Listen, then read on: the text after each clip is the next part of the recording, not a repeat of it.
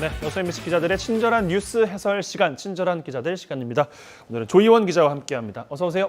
안녕하세요. 네, 자 여순 사건 특별법 소식으로 오늘 출발해 보겠습니다. 지난주에 국회 행안위에서 여순 사건 특별법 공청회가 열렸는데, 그러니까 16대부터 21대까지 5차례가 이제 발의가 됐었는데 공청회가 열린 건 이번이 처음이라는 거 아니겠어요? 네, 개정 법률안이 아니라 재정 법률안은 공청회를 필수로 거쳐야 하는 관문이 있는데요. 네. 그런데 지난 16, 18, 19, 20대 국회 때 여순 사건 특별법 여러 차례 발의가 됐잖아요. 근데 공청회가 열린 건 이번이 처음입니다.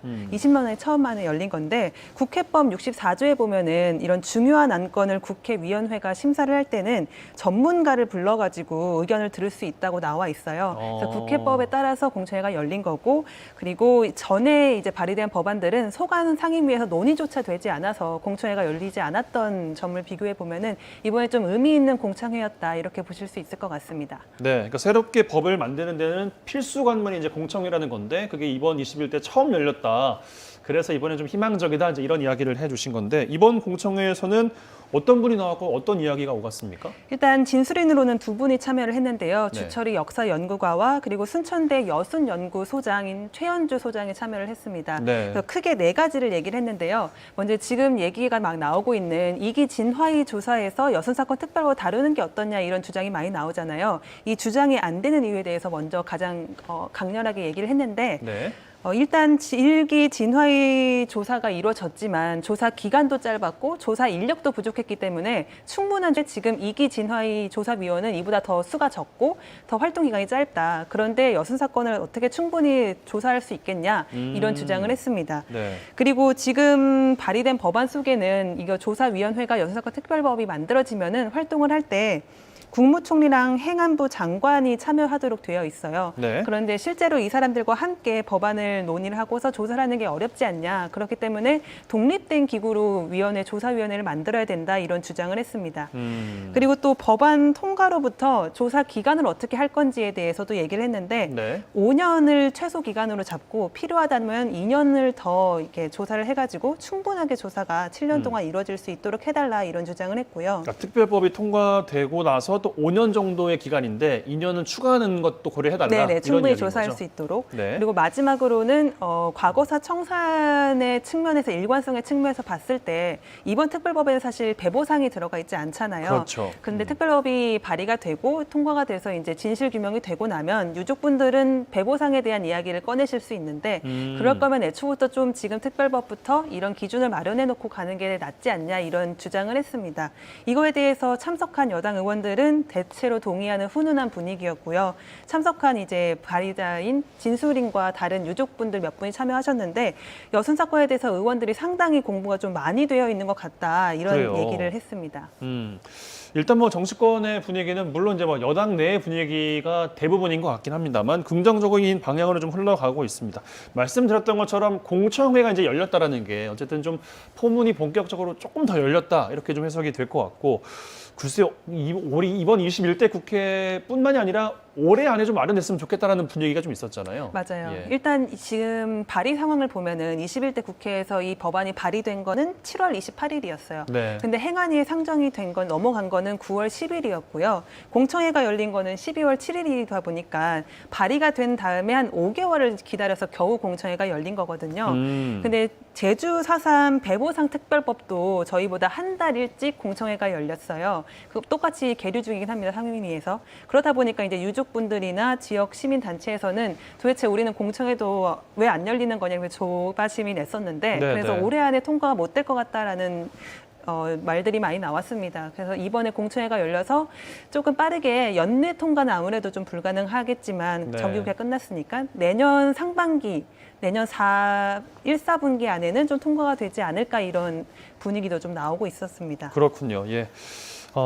앞서서 말씀드리기로 이제 뭐 정치권의 분위기가 좀 좋은 것 같다, 이제 이런 이야기를 드렸는데, 여당의 이제 분위기다라고 말씀을 이제 드린 이유가 이번 공청회에 또 야당 의원들은 대부분 불참을 했잖아요. 네, 제가 그래서 전날부터 사실 공수처법을 놓고서 여당이랑 야당이 대립이 많았잖아요. 네. 그래서 당일날 아침 보좌관이랑 이게 연락을 했는데 전운이 감돌고 있다 국회에서. 전운이 감돌고 있다. 지금 분위기가 심상찮다 이런 얘기를 해가지고 안 열리는 거 아니냐 이런 얘기가 많이 나왔었어요. 실제로 그래서 1시 공청회 자체가 열릴지 네네. 모르겠다. 네, 그래서 1시 30분에 아니나 다를까 야당 의원들이 보이콧을 선언을 했잖아요. 네. 다 같이 법사위 앞에 모여라 이래가지고 야당 의원들은 불참하는 게 확정이 났고 그러면 공청회가 사실 좀 미뤄지거나 아니면 없어지는 거였는데 소병철 의원이 이제 그래도 단독으로라도 공청회 열어달라고 요청을 했고요. 서영교 위원장이 이걸 받아들여서 여당 단독으로 좀 공청회가 열린 부분은 그래도 어느 정도 의미 있는 성과가 아니었나 이렇게 보고 있습니다. 그렇군요. 그런 비하인드 스토리가 있었군요. 뭐 결국에는 뭐 반쪽짜리 공청회가 아닌가 뭐 이런 생각을 하는 분들도 계실 수 있는데 그래도 어쨌든 공청회라는 관문은 넘었다. 그런데 아직 조금 더 넘어야 될 산은 많은 것 같다. 이런 분위기까지 좀 짚어봤습니다. 특별법이 제정이 딱 되는 순간까지 어떤 절차들이 지금부터 남아 있는 거예요? 그러면? 일단 국회 입법 과정을 먼저 설명을 좀 드리면요. 법안이 발의가 되면은 소관 상임위가 심사를 하는데요. 먼저 법안 심사 소위원회가 심사를 하고 그 다음에 이제 전체 회의에서 심사를 합니다. 여기서 통과가 되면은 법제사법위원회가 법을 주관하는 상임위이기 때문에 무조건 다 넘어가요.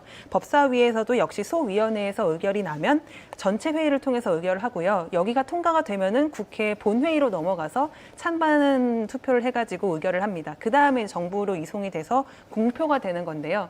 그러니까 쉽게 말하면은 5단계를 거쳐야 됩니다. 근데 저희는 아직 소관 상임위원회인 행안위의 소위원회도 통과를 못해서 1단계도 넘지 못한 상황이긴 해요. 그렇죠. 네, 그래서 어쨌든 법사위로 넘어가는 게 중요한 단계인 것 같습니다. 지금으로서는. 네, 그렇습니다. 그리고 이제 본회의에 넘어가게 될 텐데 일단 시점은 뭐 내년 1사분기라고 이제 말씀하셨는데 좀 지켜봐야 될 것 같습니다. 일단 국회에서는 긍정적인 신호가 좀 그 어느 때보다 긍정적인 신호들이 감지가 되고 있는데 사실 이게 끝까지 가봐야 또 마음도 편하게 또 놓고 볼 수가 있어서 이번에는 통과 가능성을 어느 정도로 좀 점치세요? 아무래도 계속 또 취재를 하고 계시니까. 일단 제가 그래도 좀 답답하다 보니까 여러 관계 법령을 찾아봤는데요. 네. 법적으로 여성사건 특별법이 통과되는 게 불가능한 건 아니더라고요. 일단 국회법을 보면요.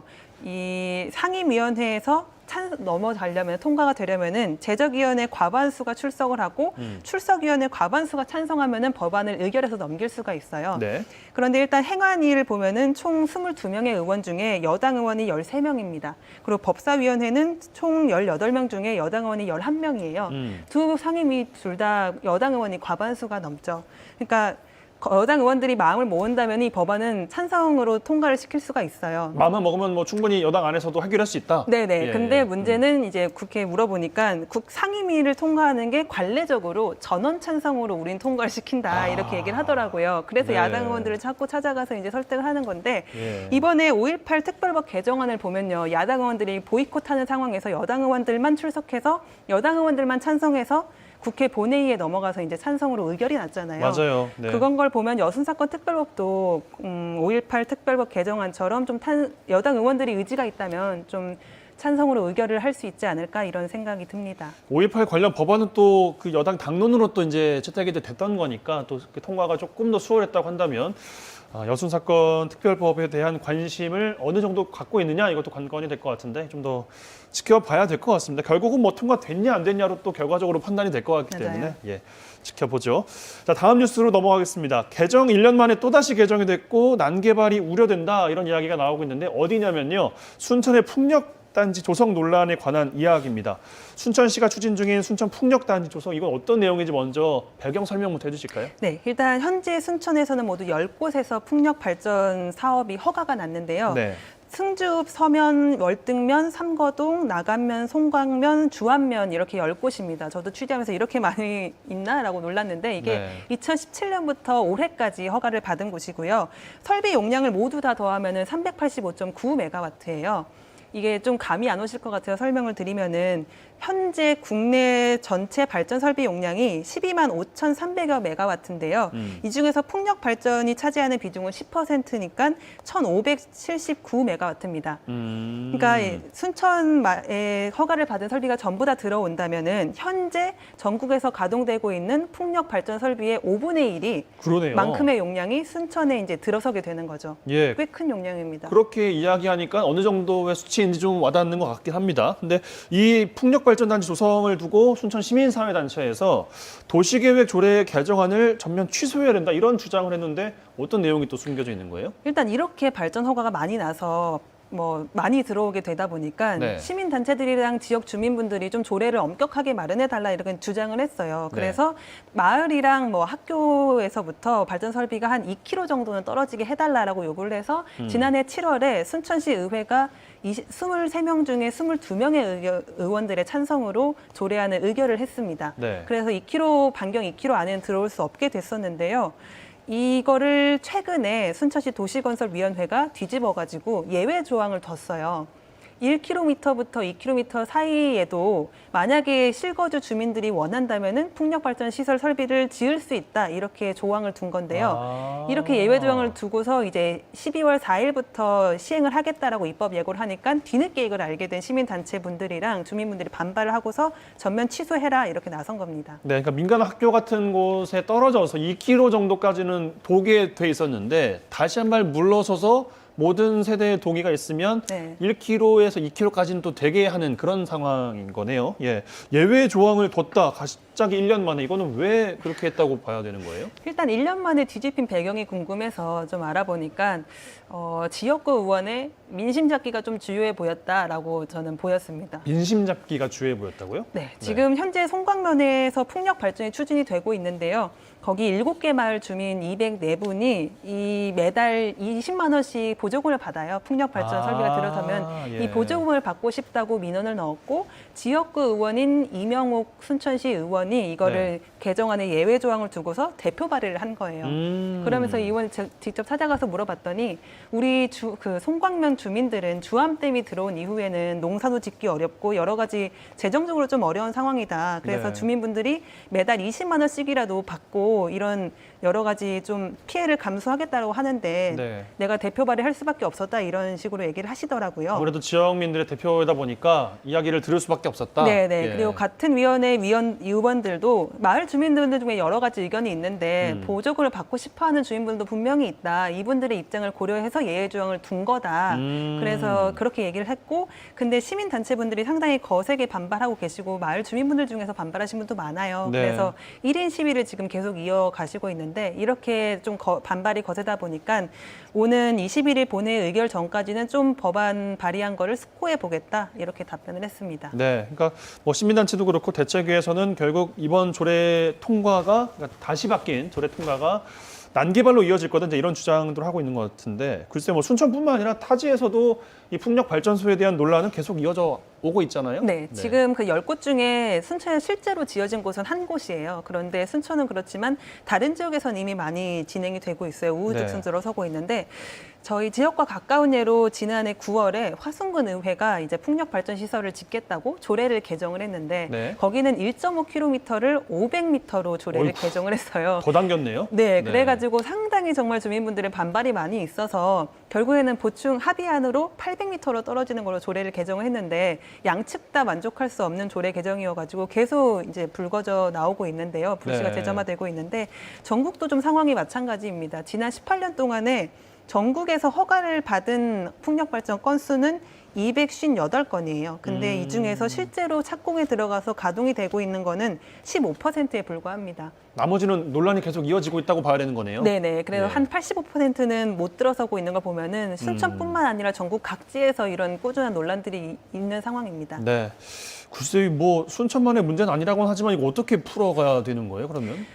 말씀하신 것처럼 순천만의 문제는 아니어서 취재를 하다 보니까 좀 기준이 있어야 되겠다라는 생각이 들었는데요. 지금 전국에는 36개의 지자체가 있는데요. 풍력발전 시설 규제가 없는 곳이 174곳입니다. 있는 곳이 52곳이에요. 근데 있는 곳보다는 없는 곳이 훨씬 많은데요. 신재생 에너지가 지금 떠오른 지가 얼마가 안 됐잖아요. 네. 그렇다 보니까 이제 관련 조례가 많이 미비한 게 사실인데 정부나 공공기관의 공식 권고 기준이 없어요. 어느 정도 떨어져야 좀 안전하다 이런 게 없고 이 풍력발전이 문제는 저주파가 나온다는 거거든요. 그거에 대한 인체 영향성에 대한 정부 차원의 연구도 아직은 없어요. 네. 해외에서는 좀 진행이 되고 있는데 그렇다 보니까 그리고 또 들어서지 말아야 할 곳에 대한 환경 가이드라인도 없다 보니까 그냥 사업자들은 신청을 하고 조례가 마련되지 않았으니까 허가를 내주는데 지역 주민들이랑 시민단체는 계속 반발을 하고 이런 게 계속 되풀이되는 악순환이 있는 거예요. 그러다 보니까 좀 기준을 정부가 먼저 나서서